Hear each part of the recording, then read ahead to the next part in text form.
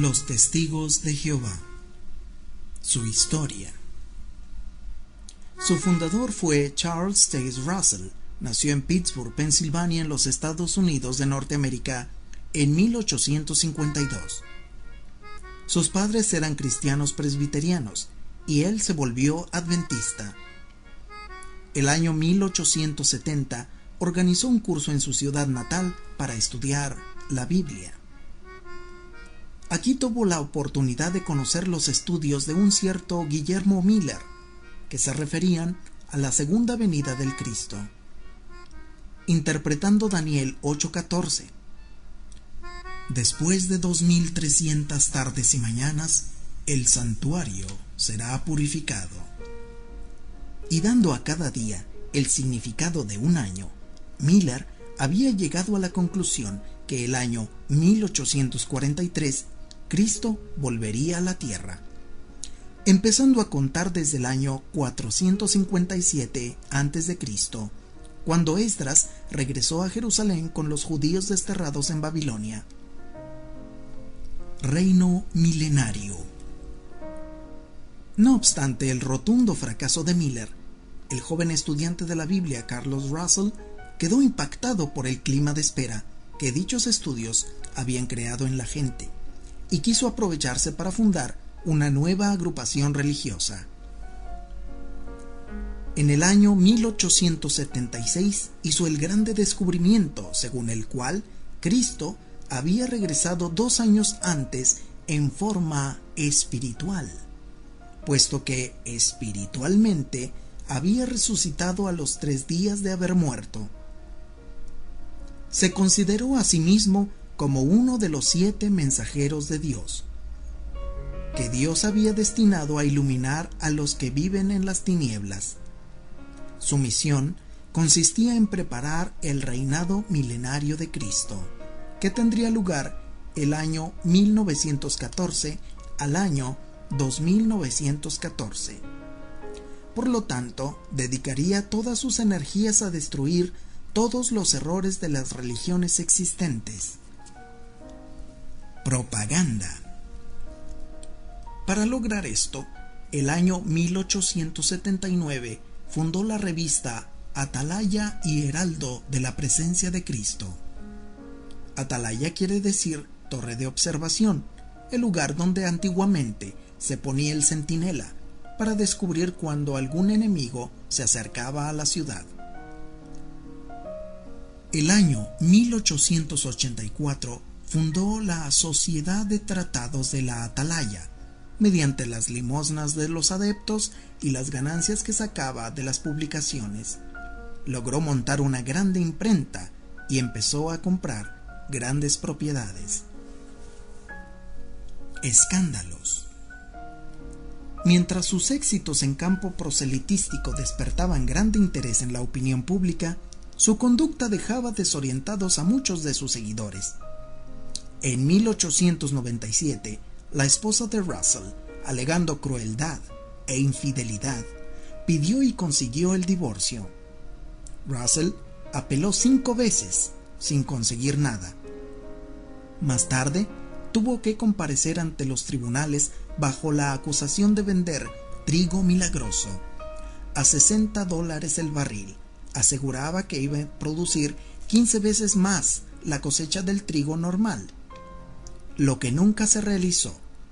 Fue condenado a regresar el dinero. Vendió también frijoles milenarios y remedios milagrosos para curar de apendicitis, tifoidea y cáncer a sus seguidores. Rotundo fracaso. Por fin llegó el esperado año 1914, en que Cristo iba a reunir a su rebaño y dar inicio a un milenio de felicidad.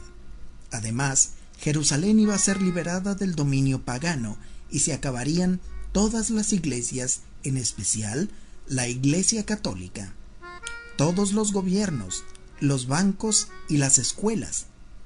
Pasó el año y no sucedió nada de lo anunciado. Al contrario, del año 1914 al 1917, la humanidad fue sacudida por la Primera Guerra Mundial, que sembró por todos lados muerte y sufrimiento. Frente a un fracaso tan rotundo, Russell volvió a estudiar la Biblia, llegando a la conclusión que efectivamente Cristo había regresado en 1914 en forma desapercibida. Había luchado contra Satanás y lo había arrojado a otro lugar donde seguía haciendo el mal. Los 144,000 elegidos. El año 1916 murió Russell, mientras viajaba de Los Ángeles a Brooklyn, donde había establecido el cuartel general de su movimiento religioso. Le sucedió Joseph Franklin Rutherford, que se dedicó a borrar de la mente de los testigos de Jehová el recuerdo del fundador. Aplazó la segunda venida del Cristo para 1918. Al no suceder nada especial, dijo que había hablado del templo espiritual de los 144,000 elegidos al que Cristo había vuelto para purificarlo. En 1919 lanzó la revista quincenal La Edad de Oro, que con los años cambiaría de nombre. En 1937 se titularía Consolación y a partir de 1946 hasta la fecha, Despertad. Campaña anticatólica. Desde 1922, Rutherford empezó una campaña diabólica contra la Iglesia Católica, transmitiendo conferencias por las emisoras. Para él, el principal enemigo de Dios y por consiguiente el más grande enemigo de toda la sociedad es la organización religiosa romana. Acusaba a la jerarquía católica de ser la prostituta, Babilonia la Grande, la madre de todas las abominaciones que hay en la tierra. La espera de los patriarcas. En 1920, Rutherford había hecho una profecía según el cual en el año 1925 iban a resucitar los antiguos patriarcas Abraham, Isaac y Jacob y otros justos del Antiguo Testamento para gozar de la plena felicidad en el mundo nuevo, que iba a empezar precisamente aquel año. Por lo tanto, hizo construir para ellos una magnífica mansión cerca de San Diego, California. Una vez más, llegó la fecha esperada y no sucedió nada. Rutherford no se desanimó ni dio explicación alguna.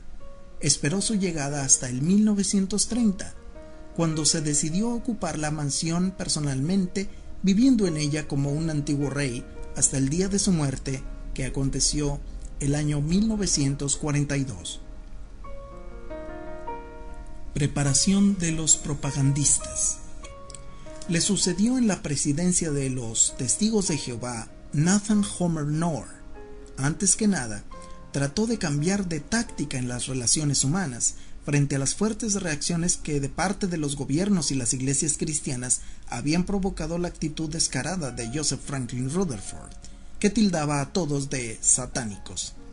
Aconsejaba guardar en las conversaciones un tono agradable, tratando de ser siempre persuasivos y convincentes, nunca indiscretos y dogmáticos. A él se le debe la actual organización de los testigos, la preparación de los misioneros y la fundación de la escuela bíblica Galaad.